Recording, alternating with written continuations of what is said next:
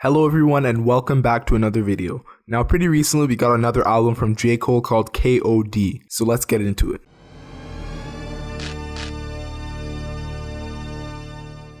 So J. Cole's KOD is already pretty widely acclaimed and it is definitely looking to win some awards and possibly set some records, so that will be interesting to see in the near future. Hip Hop DX has already called KOD one of the most important rap albums ever, and it deals with some topics that are pretty important today.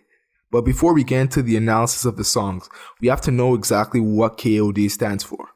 From J. Cole himself, we know that it has three meanings. Kids on drugs, and under J. Cole on the album cover, we can see that there are several kids taking a bunch of different drugs. Next, it also means king overdosed. On the album cover, we can see J. Cole portrayed as a king, so this could be referring to himself possibly overdosing on something. And finally, we have kill our demons, and we can take a look at what that means in the album trailer. Kill our demons. That's the end goal, to face our, realize that we have going on inside everybody. I realize everybody's family is fucked up. It used to feel like it was just my family, because nobody's fucking perfect. Whether you want to or not, you're gonna fuck your kids up in some type of way, because you got fucked up in some type of way. The plan is to fuck your kids up the least amount possible, but there's gonna be some sort of mistake you made that they'll have to fucking grow up and face. Kill our demons is like finding that shit, whether it be from traumatic childhood experiences, whether it be from a lack of attention, confidence issues, insecurities, whatever it is. We gotta be honest with ourselves. Look in the mirror or look inside and ask ourselves questions like, yo, what's really eating me? Now getting on to the actual songs, first we have the intro. A newborn baby has two primary modes of communication. In the intro, there's a woman's voice giving us an idea about what the album is all about. Its main topics are drugs, addiction, and some songs take a look back on J. Cole's life and rise. The voice in the intro goes on to talk about pain, then tells us that there are many ways to deal with this pain, and it warns us to choose wisely. Next up is the song that has the album's name, KOD. This is what you call a flip. 10 keys from a car to brick. Bentley from his mama whip. At the end of the song, the intro voice comes back to tell us that drugs come in many different forms. It mentions lean, weed, and even money and fame as being drugs. Finally, it says that the most powerful drug of all is love. The lyrics of the song mainly deal with J. Cole talking about how great he has become, both in the rap game and dealing drugs, probably through a different personality or character he created, like he does in For Your Eyes Only with James McMillan Jr. Another thing that fans might have noticed is that J. Cole has been more reserved and out of the media in recent years. He expresses similar ideas on this track, like from GOMD, saying how he just wants to be left alone. Next, he says that people are always asking him for features, as he's known to give out almost none. However, there are two features on the album from a rapper called Kill Edward, who we can hear here. Can we vibe just a little? That will be a dream come true. If we listen closely, we can see that it is almost surely J. Cole with a slower and deeper voice. So he's making fun of the fact that his past three albums have no features. Next up, we have the song Photograph.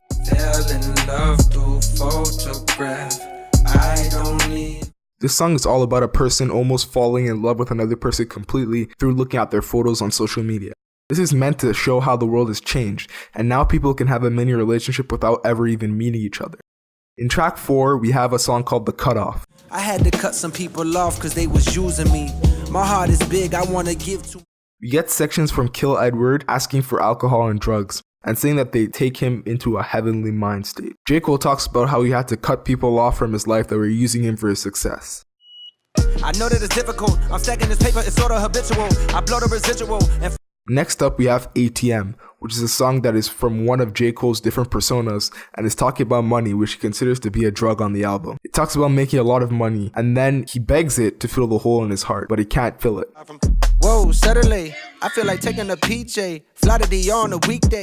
Motivate is about different kinds of drugs and the feeling that it gives a person, but specifically mentions lean. This song talks about Superman at its start, and is most likely referring to how the drugs make a person feel like they're flying. She my number one, I don't need nothing on the side.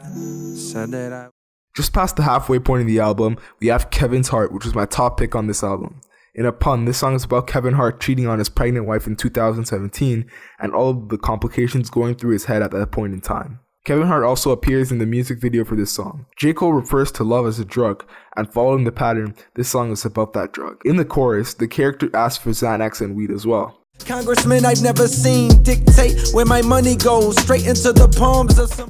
At track 8, we have brackets, and the title refers to brackets on a balance sheet, which are usually used to show a loss or debts. This song shows what J. Cole is best at, which is storytelling.